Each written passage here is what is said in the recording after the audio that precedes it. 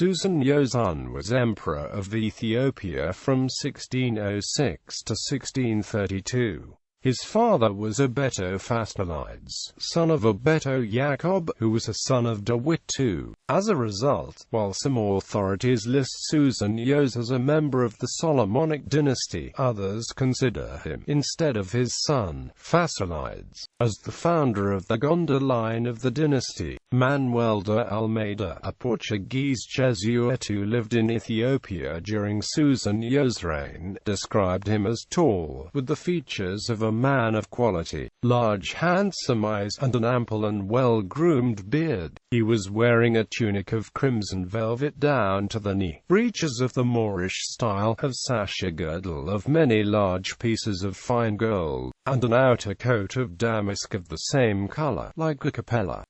As a boy, a group of Oromo fighters captured him and his father, holding them captive for over a year until they were rescued by the Dawit II.As. Upon his rescue, he went to live with Queen Admasmogassa, the mother of Susenyos and widow of Emperor Manas. His mother was Manuel de Almeida, who conceived Susenyos with Fasilides while married to another man. In 1590s, Susenyos was perceived as one of the potential successors to the throne, as Emperor Susenyos' sons were very young. In order to eliminate him from the competition, Empress Sina had Susenyos exiled, but Susenyos managed to escape and find refuge amongst the Oromo. At the death of his one-time ally, Emperor Susenyos, he was proclaimed his successor and returned to the realm. Although the fight against Emperor Yakob continued, Susenyos became emperor following the defeat of first Fasilides, then on the 10th of March 1607 Yakob at the Battle of Gol in southern Gojam. After his defeat, Fasilides became a supporter of Susenyos, but fell out with Susenyos early in his reign, and was imprisoned on an amber in Gojam. After a year, Fasilides managed to escape and lived as a brigand for a year until he was killed by a peasant, who sent his head to the emperor. In 1608, a rebel appeared near Debrecen. Because the body of Yakob had never been found after the Battle of Gol, there had been some doubt that the previous emperor was truly dead, and a pretender announced that he was the dead Emperor Yakob. The pretender managed to disguise the fact he did not resemble Yakob by keeping part of his face covered, claiming that he had suffered grievous wounds to his teeth and face from the battle. The governor of Tigray, Seleucrestos, eventually heard of the revolt, and not trusting the loyalty of a general levy of troops, struck against the rebel with his own household and the descendants of the Portuguese soldiers who had followed Christopher da Gama into Ethiopia. Despite defeating the rebels 3 different times, the pretender managed to escape each battle to hide in the mountains of Hamasien. Meanwhile, Emperor Susenyos was preoccupied with raiding parties of the Oromo. An initial encounter with the Mirawa Oromo near the upper course of the Reb River ended in a defeat for the Ethiopians. Susenyos rallied his men and made a second attack which scattered the Oromo.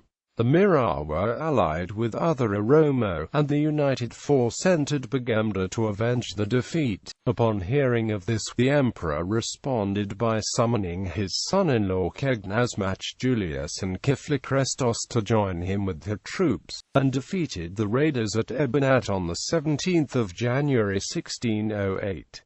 According to James Bruce, the Royal Chronicle of Susenyos reports 12,000 Oromo were killed while only 400 on the emperor's side were lost. With the Oromo threat dealt with, Susenyos now could turn his attention to Yakob the pretender. He marched to Axum by way of the Lamelmo and Waldeba, where he was formally crowned emperor the 18th of March 1608 in a ceremony described by João Gabriel, the captain of the Portuguese in Ethiopia. Despite this act legitimizing his rule, Susenyos had no luck capturing the pretender, and was forced to leave the task to his servant Amshalakrestos. Amshalakrestos induced two brothers who had joined the rebellion to assassinate Yakob the pretender, who then sent the dead man's head to Susenyos. Without a scarf obscuring his features, writes Bruce, it now appeared that he had neither scars in his face, broken jaw, nor loss of teeth, but the covering was intending only to conceal the little resemblance he bore to King Jacob, slain, as we said before, at the Battle of Labat.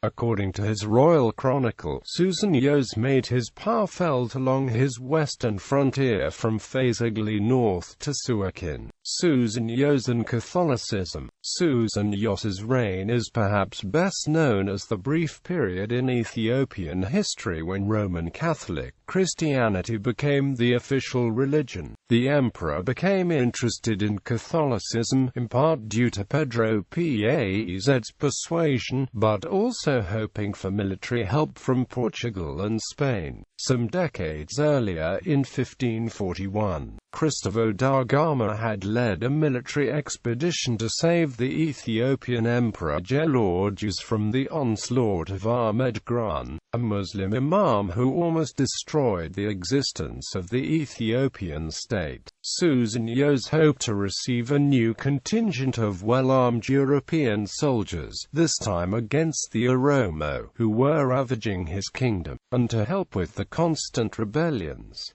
Two letters of this diplomatic effort survive, which he entrusted to Paez to send to Europe. The one to the King of Portugal is dated the 10th of December 1607, while the other is to the Pope and dated the 14th of October of the same year. Neither mention his conversion, but both ask for soldiers. He showed the Jesuit missionaries his favor by a number of land grants, most importantly those at Gondar, located on a peninsula on the northern shore of Lake Tana. In 1613, Susenyos sent a mission heading for Madrid and Rome, led by Jesuit priest Antonio Fernandez. The plan was to head south, in an attempt to reach Malindi, a port on the Indian Ocean in what is Kenya today, hoping to break through the effective blockade that the Ottoman conquests had created around the Ethiopian Empire by sailing all the way around the southern tip of Africa. However, they failed to reach Malindi, due to delays caused by local Christians hostile to the mission. Susenyos at last announced his conversion to Catholicism in a public ceremony in 1622, and separated himself from all of his wives and concubines except for his first wife, Waldeela. However, the tolerant and sensitive Pedro Paez died soon afterwards, and he was replaced by Afonso Mendes, who arrived at Massawa on the 24th of January 1624. E.A. Wallace Budge has stated the commonly accepted opinion of this man as being rigid, uncompromising, narrow-minded, and intolerant. Strife and rebellions over the enforced changes began within days of Mendes' public ceremony in 1626, where he proclaimed the primacy of Rome and condemned local practices which included Saturday Sabbath and frequent fasts. Yet a number of Ethiopians did embrace the new faith. Richard Pankhurst reports 100,000 inhabitants of Dembia and Wegera alone are said to have converted to Catholicism. The most serious response was launched by a triumvirate composed of his half-brother Yeminakrestos, a eunuch named Keflawihad, and his brother-in-law Julius. Susenyos avoided the first attempt to assassinate him at court, but while he was campaigning against Sennacherib they raised a revolt, calling to the side all those who were friends to the Alexandrian faith. However, Susenyos had returned to Dembiur before the rebels expected, and quickly killed Julius. Yermonokrestos held out a while longer on Melka Amba in Gojam, before A.F. Krestos captured him and brought him to Dankas, where Susenyos had his camp. Here the emperor's brother was tried and sentenced to banishment. More revolts followed, some led by champions of the traditional Ethiopian church. One revolt which resisted all of Susenyos' efforts to put down was by the Agar in Lasta. The first leader was Melkokrestos, a distant member of the Solomonic dynasty, whom the Agar had recruited. Susenyos' first campaign against them, which began in February 1629 with raising an army of 30,000 men in Gojam, was defeated and his son-in-law Gebrekrestos slain, while Melkokrestos, master of horse, was slain along with 4,000 men not long after while pillaging Tigray. At the same time, the men of Lasta made a successful raid out of the mountains into Susenyos' territory. When he attempted a second expedition against the rebels in Lasta, Susenyos found his men's morale so low that he was forced to allow them to observe one of the traditional Wednesday fasts, which brought an immediate reproach from the Catholic Patriarch. Although Susenyos eloquently defended himself, Bruce notes that, from this time, it plainly appears that Susenyos began to entertain ideas, at least of the church discipline and government, very opposite to those he had when he first embraced the Romish religion. Despite this concession to his troops, and despite the fact they reached Melkokrestos' headquarters, his forces fell to an ambush and Susenyos was forced to return to Dankas with nothing to show for his effort. Susenyos attempted one more campaign against the rebels, only to find his men mutinous. They saw no end to unrewarding expeditions to Lasta, and when at home confronted by the executions used to enforce Catholicism on Ethiopia. While expressing some skepticism at the matter, Bruce states the Royal Chronicle reports his son told the troops that if they were victorious in Lasta, the emperor would restore the traditional Ethiopian practices. However, as they marched behind Susenyos to Lasta, his scouts reported that Melkokrestos had descended from Lasta with 25,000 men, and were at hand. On the 26th of July 1631 the armies clashed. 8,000 of the rebels were dead and Melkokrestos had fled the field. Upon viewing the field of battle, Susenyos' son Fasilides is reported to have said, "These men, whom you see slaughtered on the ground, were neither pagans nor Mahometans, at whose death we should rejoice. They were Christians, lately your subjects and your countrymen, some of them your relations. This is not victory, which is gained over ourselves. In killing these, you drive the sword into your own entrails. How many men have you slaughtered?